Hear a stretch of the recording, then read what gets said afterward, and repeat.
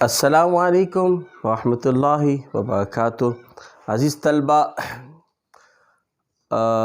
میں محمد عبدالصمد آزاد YouTube channel سے آپ سے مخاطب ہوں۔ آج ہم پڑھیں گے ہلال استقلال کا تیسرا شعر۔ حسین ابن علی کے اسوہ مردانہ کا پرچم، برائے شمع ملت سوزش پروانہ کا پرچم۔ حفیظ جلندھی اس کے شاعر ہیں، سوزش کہتے ہیں جلن کو۔ عزیز طلبہ، یہ شعر ایک تلمیحی شعر بھی ہے، ایک تشبیہی شعر بھی ہے۔ آئیے اس کی تشریح کی طرف چلتے ہیں۔ اس شعر میں حفیظ جلندھی نے ہلال استقلال کے پرچم کو اس پرچم کے مشابہ قرار دیا ہے جسے فرزند علی امام حسین نے یزید کے خلاف جرأت و بہادری کے ساتھ بلند کیا۔ امام حسین حق و صداقت کے علمبردار تھے، جبکہ یزید جھوٹ، منافقت اور باطل قوتوں کی نمائندگی کر رہا تھا۔ عزیز طلبہ، یہ تلمیح جو ہے امام حضرت حسین رضی اللہ تعالیٰ عنہ کی استعمال ہوئی۔ حضرت حسین نے میدان کرب و بلا کے اندر یزید کے خلاف ایمانی قوتوں کا دفاع کیا اور اپنے خاندان کے تمام لوگوں کو ذبح کروا کے، شہید کروا کے، بچے بڑے بوڑھے جوان سب کے سب کو قربان کر کے دین اسلام کی سربلندی کی، اور دین اسلام کی سربلندی کے لیے سب کو قربان کر دیا۔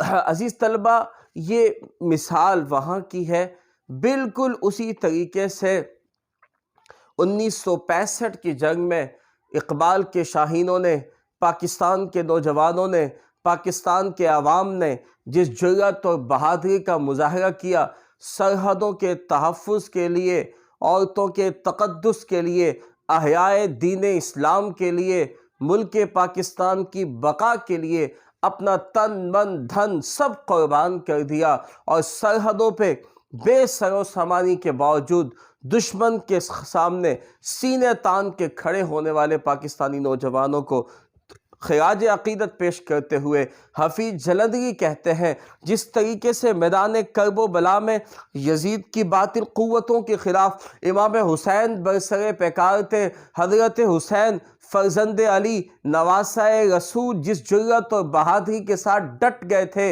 اور یزید اور اس کی باطل قوتوں کے خلاف برسر پیکار ہو گئے تھے، سر داد نداد، دست در دست یزید کے ہاتھ پہ بیعت نہیں کی، مگر اپنا سر تن سے جدا کروا دیا۔ بالکل اسی طریقے سے 6 ستمبر 1965 کی جنگ کے اندر جب باطل قوت یعنی کہ ہندوستان کی شکل میں پھر حملہ آور ہوئی، تو حضرت حسین کے ماننے والوں نے، حضرت حسین کی پیروی کرنے والوں نے، نواسہ رسول کے چاہنے والوں نے اسی جرأت و بہادری کا مظاہرہ کیا جس جرأت و بہادری کا مظاہرہ امام حسین نے میدان کرب و بلا میں کیا، ہم نے یہاں پاکستان کی سرحدوں پر بہادر کے ساتھ لڑتے ہوئے اسی جرأت و بہادری کا مظاہرہ کیا۔ عزیز طلبہ، حفیظ جلندھی اس پرچم کو اسی پرچم کے مشابہ قرار دیتے ہیں کہ یہ پرچم وہی پرچم ہے جس پرچم کو ہاتھ میں لے کر میدان کربلا میں حضرت حسین اترے تھے۔ اسی طریقے سے 1965 کی جنگ میں پاکستان کے غیور عوام اور بہادر افواج نے مکار دشمن کے خلاف حق و صداقت کا علم بلند کیا۔ جس طرح میدان کربلا میں دین اسلام کی حفاظت کے لیے امام حسین نے اپنی جان مال آل اولاد کو قربان کر دیا مگر کفر کے آگے سرنگوں نہیں کیا، بالکل اسی طریقے سے 1965 کی جنگ میں پاکستان کے شاہین دشمن پر ایسے ٹوٹے کہ وطن کی حفاظت بھی کی اور دشمن کا غرور بھی خاک میں ملا دیا، اور اپنی بے سر و سامانی کے باوجود دشمن کی طاقت سے مرعوب نہیں ہوئے، کیونکہ ایک اللہ کے ماننے والے کبھی باطل سے ڈرتے نہیں ہیں، باطل کے آگے جھکتے نہیں ہیں۔ علامہ اقبال نے کہا تھا نا، فضائے بدر پیدا کر فرشتے تیری نصرت کو اتر سکتے ہیں گردوں سے قطار اندر قطار اب بھی۔ کیا شاعر نے خوب کہا ہے، کرتی رہے گی پیش شہادت حسین کی، آزادی حیات کا یہ سرمدی اصول، چڑھ جائے کٹ کے سر تیرا نیزے کی نوک پر، لیکن یزیدیوں کی اطاعت نہ کر قبول۔ عزیز طلبہ، شاعر قومی پرچم کو حسین ابن علی کے کردار عمل کا آئینہ قرار دیتے ہیں۔ اسلام کی مثال ایک شمع کی سی ہے، جس طریقے سے پروانہ شمع کی سوزش میں جل کر جان دے دیتا ہے، اسی طرح ملت اسلامیہ کا ہر فرد اسلام کی شمع کے لیے اپنی جان قربان کرنے کے لیے تیار رہتا ہے۔ یہ اسلام کی شمع کا اثر ہے کہ پوری دنیا میں انصاف کی روشنی پھیلی ہوئی۔ عزیز طلبہ، یہ پوری دنیا میں امن جو ہے، یہ عدل و انصاف جو ہے، یہ حقوق کی فراہمی ہے، یہ سب کے سب اسلام ہی کی بدولت ممکن ہوئی۔ اگر اسلام جیسا دین دنیا میں نہ آتا تو ایسا کوئی بھی مثال پیش کرنے سے یہ دنیا کی تاریخ قاصر تھی، جس طرح جو مثال اسلام نے پیش کی۔ عزیز طلبہ، یاد رہے کہ اسلام ایک شمع کی مانند ہے۔ دین اسلام شمع ہے، ملت اسلامیہ کا ہر فرد اس کا پروانہ ہے۔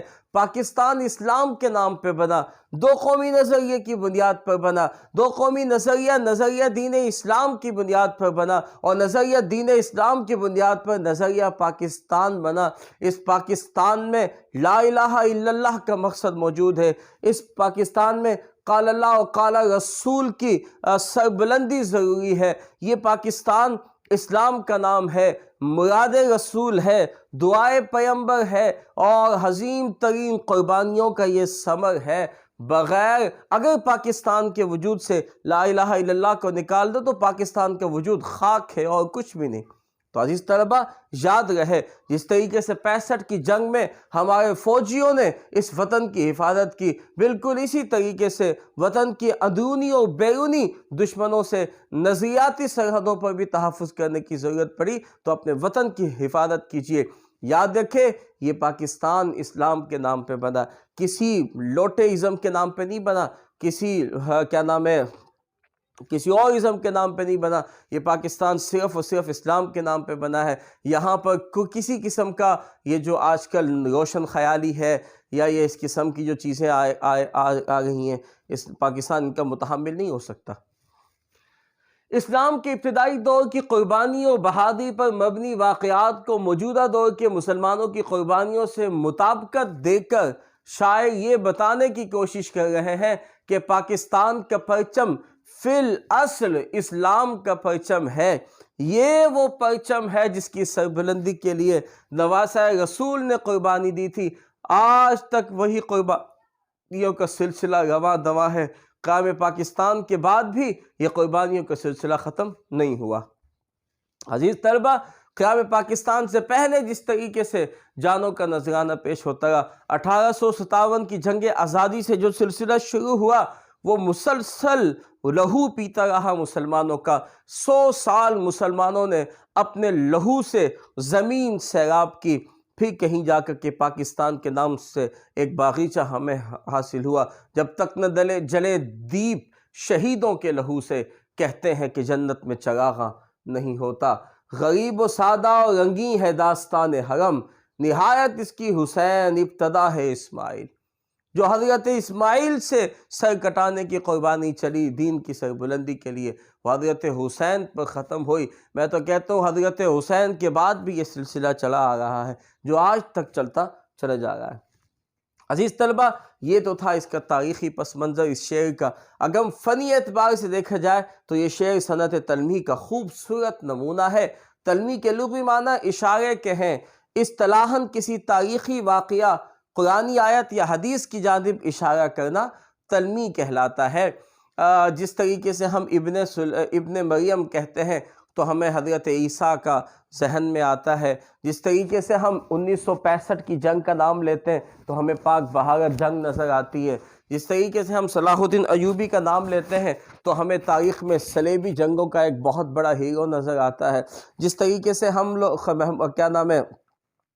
محمود غزنوی کا نام لیتے تو ہمیں بت شکن نظر آتا ہے۔ جس طریقے سے ہم شق القمر کا نام لیتے تو حضور کے واقعہ شق القمر نظر آتا ہے۔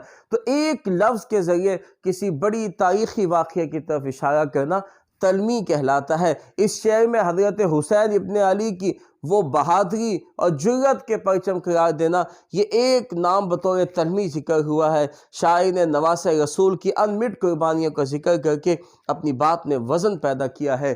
وقت کے اے یزیدو سنو تم، ہم حسینی ہیں کرتے نہیں غم، سر کٹانا تو ہم جانتے ہیں، سر جھکانے کی عادت نہیں ہے۔ عزیز طلبہ، یہ تھا آج کا شعر۔ انشاءاللہ اگلے شعر کے ساتھ پھر ملتے ہیں۔ دعا میں یاد رکھیے گا۔ عبدالصمد آزاد چینل کو سبسکرائب کیجئے گا اور دوستوں کے ساتھ شیئر کیجئے گا۔ السلام علیکم ورحمۃ اللہ وبرکاتہ۔